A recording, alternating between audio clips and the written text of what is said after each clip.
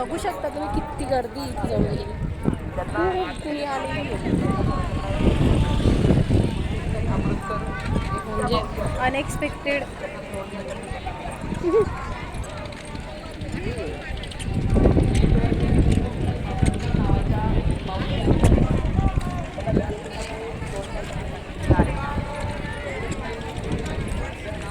बाया माणसं गावागावाहून आलेले आहेत, डायरेक्ट मुक्कामी आलेले. पोलिसांचा खूप बंदोबस्त आहे, सगळ्यांची व्यवस्था इथे केलेली, खाण्याची पिण्याची राहण्याची. मंडप टाकले चौफे बघू शकता.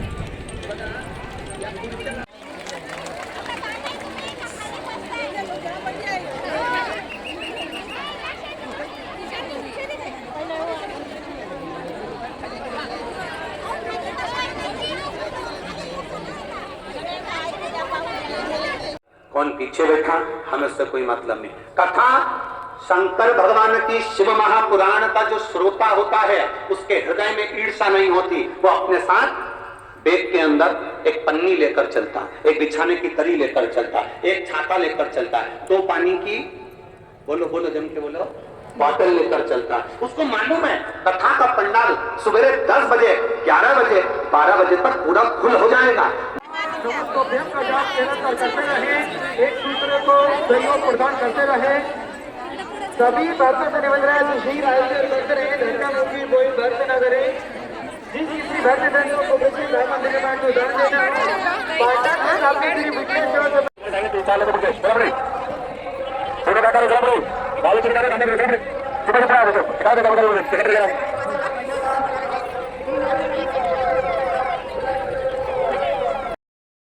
हॅलो एव्हरीवन, कसे आहात? मजेत आहात ना? सगळ्यांना श्री स्वामी समर्थ.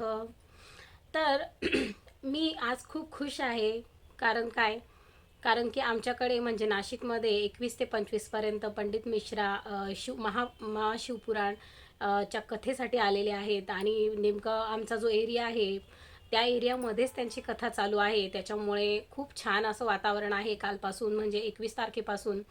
आणि मी सुद्धा काल आज 2 दिवस पंडालमध्ये जाऊन कथा ऐकण्याचा जो आनंद आहे तो घेतलेला आहे. कारण नेहमी आपण त्यांना मोबाईलमध्ये बघतो, यूट्यूबवर बघतो, त्याचबरोबर आस्था चॅनलवर त्यांचं लाईव्ह सेशन्स चालू असतात त्या टायमामध्ये. तर ते मी मालेगावची जी कथा होती ती टी व्हीवरच ऐकली होती. पण मग ह्यावेळेस म्हटलं आपल्या सिटीमध्ये आलेले आहेत तर नक्कीच आपण त्यांच्या कथेचा आनंद स्वतः पंडालमध्ये बसून घेतला तर खूप छान वाटेल, असं म्हणून मी काल आज 2 दिवस तिथे गेले. पण एवढी गर्दी होती की अफाट गर्दी होती. जी मालेगावची गर्दी असेल ना तशी गर्दी नाशिकमध्ये सुद्धा झालेली आहे. लोक खूप दुरून दुरून पंडितजींच्या कथा ऐकण्यासाठी आलेले आहेत.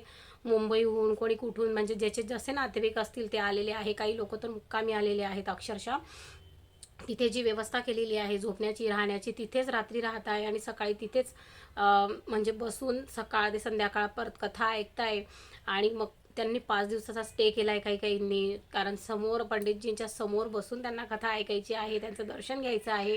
काही काहींची इतकी असीम भक्ती आहे की पंडितजी जे गाणं म्हणतात ना ते प्रत्येकाचे पाठ, प्रत्येकाचे स्तोत्र ते पाठ. पंडितजी आता कोणतं गाणं म्हणतील हे सुद्धा प्रत्येकाला आता माहीत झालं आहे. इतकी निस्सीम भक्ती सगळ्यांची त्यांच्यावर बसलेली आहे. आणि भोले बाबांचं सगळेजण इतकं छान प्रकारे स्मरण करत होते, भजन म्हणत होते. तर ते वातावरण म्हणजे खूप सुंदर वाटत होतं. एकदम असं प्रसन्न उत्साह त्या वातावरणामध्ये वाटत होता. इतकी पब्लिक होती पण सगळेजण एकदम कोऑपरेशनने होते.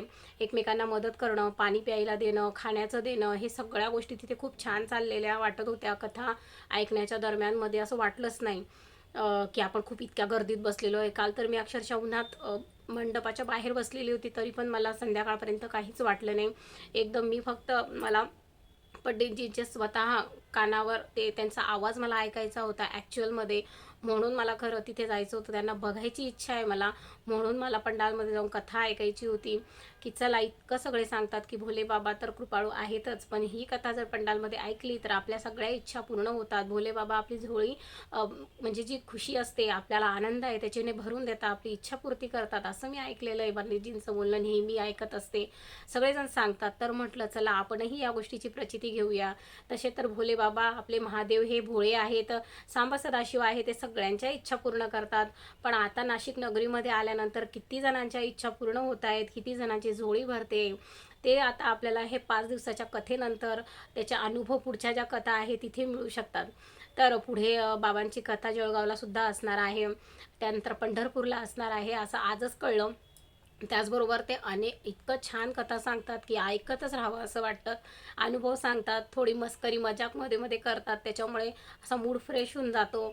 त्यांचे हावभाव, त्यांचं बोलणं खूप सुंदर वाटतं. ॲक्च्युअलमध्ये असं वाटतं की खरंच आपल्या समोर बसून आपण त्यांना बघत राहावं, त्यांची कथा ऐकत राहावी, त्यांचा आवाज ऐकत राहावा. खरंच त्यांचा आवाजही खूप छान आहे. गाणं म्हणतात, कथा सांगतात तेव्हा त्यांचं गाणं ऐकावं, त्यांचा आवाज ऐकावा असं सारखं वाटतं आपल्याला. आणि खूप वेळ त्यांचं अजून ऐकतच राहावं. इतकं जे 2-3 तासाचं सेशन आहे तेही अपूर्ण वाटतं. इतकं छान ते वातावरण आहे. इतक्या छान वातावरणा म्हणजे इतक्या लाखो लोकांच्या गर्दीमध्ये आपण बसलेलो आहोत असं अजिबात वाटत नाही. तर आज त्यांनी जे अय्यप्पा स्वामी आहेत ना, त्यांची कथा सांगितली. शिवपुराणमध्ये अय्यप्पा स्वामींचा जन्म कसा झाला, भगवान श्रीकृष्णांच्या मोहिनी रूपातून आणि भगवान आपले महादेवांच्या दोघांचं जेव्हा एकमेकांना बघितलं तेव्हा त्यांचे अश्रू पडले, ते एकत्र झाले, त्यांच्या अश्रूंचं मिलन झालं आणि त्यातून अय्यप्पा स्वामी यांचा जन्म झाला. आणि मग अय्यप्पा स्वामींनी कसं महिषीला वध केला, म्हणजे महिषासूर जो होता त्याची बहीण महिषी, हिचा वध कसा त्यांनी केला, ही कहाणी आज त्यांनी म्हणजे सांगितली आजच्या कथेमध्ये. त्याचबरोबर त्यांनी देवदिवाळीचं महापुराण आता महाशिवपुराणमध्ये चालू आहे ना, तर देवदिवाळीचा एक छानसा उपाय देखील सांगितला, जो अखंड लक्ष्मी प्राप्तीसाठी, आपल्या घरातल्या तिजोऱ्या भरण्यासाठी, आपल्याला पैशाचा वर्षाव व्हावा, लक्ष्मीची अखंड कृपा आपल्याकडे असावी यासाठी सांगितला. तर मग तोच तुमच्यासोबत मी आज शेअर करणार आहे. तर व्यवस्थितपणे ऐका. बघा, आपल्याला कुठलेही 7 फुलं घ्यायची आहे. कुठलेही 7 फुलं घ्या, तुम्हाला जे तुमच्याजवळ अवेलेबल असतील ते. आणि आपल्या माठाजवळ तुम्हाला ते 7 फुलं ठेवायचे आहेत. आणि त्या 7 फुलांजवळ तुम्हाला 7 दिवे लावायचे आहेत. 7 दिवे लावायचे. 7 दिवे लावल्यानंतर आपल्याला त्या 7 दिव्यांचं सकाळच्या टायमामध्ये पूजन करायचं आहे 12च्या आत. त्या दिव्यांचं पूजन झाल्यानंतर आपल्याला ते 7 फुलं घ्यायची आहेत. तुम्ही दिवसभरात मग ते 7 फुलं तुम्ही पिंपळाच्या झाडाखाली त्यांना वाहा, किंवा बेलाच्या झाडाखाली वाहा, किंवा नदी तटावर वाहा, किंवा मग महादेवाच्या मंदिरात जाऊन महादेवाच्या पिंडीवरती तुम्हाला ते वाहायचे आहेत 7 फुलं. म्हणजे जर मंदिर जवळ नसेल तर तुम्ही बेलाच्या झाडाखाली किंवा पिंपळाच्या झाडाखाली, किंवा तुमच्याजवळ नदी असेल तर नदी तटावर जाऊन तुम्हाला ते अर्पण करायचे आहे त्या ठिकाणी.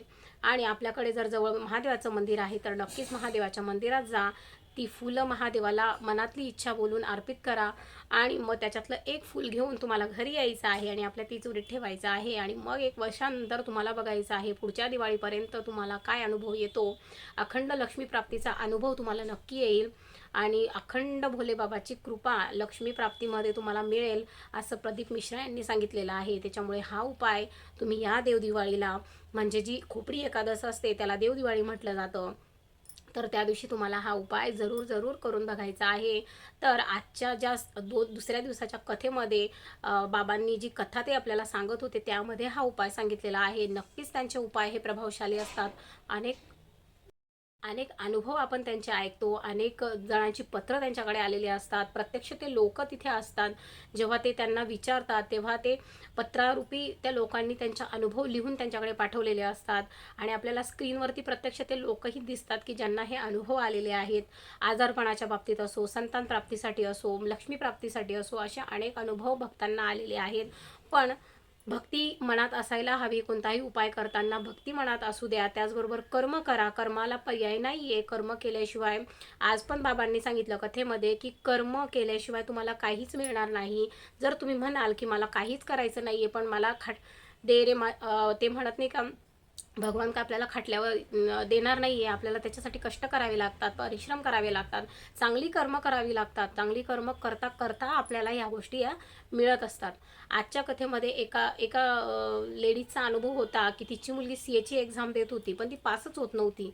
पण मग तिने काय केलं, मालेगावची जी कथा होती त्या ठिकाणी म्हणजे ती CAची एक्झामचा फॉर्म तिने भरलेला होता. खूप अभ्यासही ती करत होती. पण एक दिवस तिच्या आईने सांगितलं की मालेगावच्या कथा ऐकायला 1 दिवस जा पंडालमध्ये आणि महादेवाची सेवा करत राहा, पाणी टाकत राहा, 1 लोटा जल महादेवावर अर्पण कर आणि महादेवाला मनोमन प्रार्थना कर. तर तिने तसं केलं. अभ्यासही करत राहिली आणि ह्या पण सेवा केल्या. आणि खरंच तिला ती कथा संपल्यानंतर 10 दिवसातच तिचा CAचा रिझल्ट पास असा आला. म्हणजे तिने 3-4 वेळा CAचं परीक्षा दिली होती पण तिला सक्सेस नव्हतं मिळालं. पण ह्या कथेमुळे आणि तिने केलेल्या कर्मामुळे, तिने केलेल्या उपायांमुळे तिला सक्सेस मिळालं. आणि आता मी 2 दिवसांपासून जाते, तर मला असे अनेक अनुभव तिथे ऐकायला मिळत आहे. आणि बाबाही त्यांच्या स्वतः व्यासपीठावर बसून आपल्याला ते अनुभव सांगतात. इतकी मोठी व्यक्ती खोटं तर बोलणार नाही. साधू संत हे खूप महत्त्वाचे असतात. त्यांच्या तोंडातून निघलेला एक एक शब्द हा खूप प्रभावी असतो आणि त्याचा काहीतरी उपयोग असल्याशिवाय ते कोणताही शब्द तोंडातून काढत नसतात. त्यांनी आज सांगितलं, महात्मा आणि परमात्मा या तिघ गोष्टींना धरून आपण जर चाललं तर आपल्या आयुष्यामध्ये प्रगती कोणीच अडवू शकत नाही. आपल्याला कधीच कोणीच हरवू शकत नाही. आपण आयुष्यामध्ये सगळं अचीव करू शकतो. म्हणून आई वडिलांचा हात कधीही सोडू नका. त्याचबरोबर महात्मा लोकांचा आणि त्याचबरोबर परमात्मा हे तिघं आपल्यासोबत असायला हवे, तर आपण आयुष्याची कुठलीही लढाई जिंकू शकतो. कुठल्याही याच्यात सक्सेसफुल होऊ शकतो. आपल्याला आणखी कशाची गरज पडत नाही. आणि तो व्यक्ती नक्कीच वैकुंठात जातो, स्वर्गात जातो, ज्याच्या आयुष्यामध्ये या 3 गोष्टी आहेत. त्याचबरोबर साधू संत हे जे आहे हे आपल्या आयुष्यात असावे. आपण ज्या कथा पुराण आहेत आपली त्याच्यावर विश्वास ठेवावा, देवावर विश्वास ठेवावा. चांगल्या मनाने कुठल्याही गोष्टी दुसऱ्यासाठी करताना चांगल्या मनाने कराव्या, चांगलं सांगावं हे खूप महत्त्वाचं आहे. परोपकारी असावं आणि चांगली शिकवण इतरांना द्यावी. त्याचबरोबर स्वतःही चांगल्या रस्त्यावर चालावं हे खूप महत्त्वाचं आहे. 2 दिवस मी या कथेमध्ये गेलेली आहे. मला भरपूर गोष्टी ऐकायला मिळत आहे. त्याचबरोबर वेगवेगळ्या गोष्टीसुद्धा आपल्याला माहिती पडतात जे आपल्याला काहीच माहीत नसतं. काही वेळा असं वाटतं आपण घरामध्ये राहून खूपच मागे असं वाटतं. असे आता बाबांचे अनेक भक्त म्हणजे लाखो भक्त आपण बघतो की तयार झालेले आहे की त्यांना सगळं माहिती झालं आहे त्यांच्या परत परत कथा ऐकून वेगवेगळ्या. पण मी खूप स्वतःला नशिबान समजते की आज मला पंडालमध्ये जाऊन यांची कथा ऐकायला मिळाली. आणि अजूनही आमच्याकडे 3 दिवस आहेत. तर अजूनही भोलेबाबांनी कृपा केली तर 3ही दिवस त्यांची कथा जी चालू आहे ती ऐकण्याचं आम्हाला सौभाग्य मिळेल. आणि आमच्या नाशिककरांना ते सौभाग्य लाभलेलं आहे. पूर्ण नाशिक उलटलेलं आहे पाथर्डी फाट्यावरती त्या कथा ऐकण्यासाठी. तर बघायला गेलं तर खूप छान वाटतंय. मी त्याचे छोटे छोटे व्हिडिओ पण घेतलेले आहे. तर मग आपण बघूया ते मला कसं वाटतं तर मला नक्की सांगा. आणि हा जो उपाय आहे तो नक्की करून बघा. आवडला हा व्हिडिओ तर नक्की लाईक करा, शेअर करा, चॅनलला सबस्क्राईब करा आणि जास्तीत जास्त देवाची सेवा करा. हर हर महादेव. श्री शिवाय नमस्तुभ्यं. श्री स्वामी समर्थ.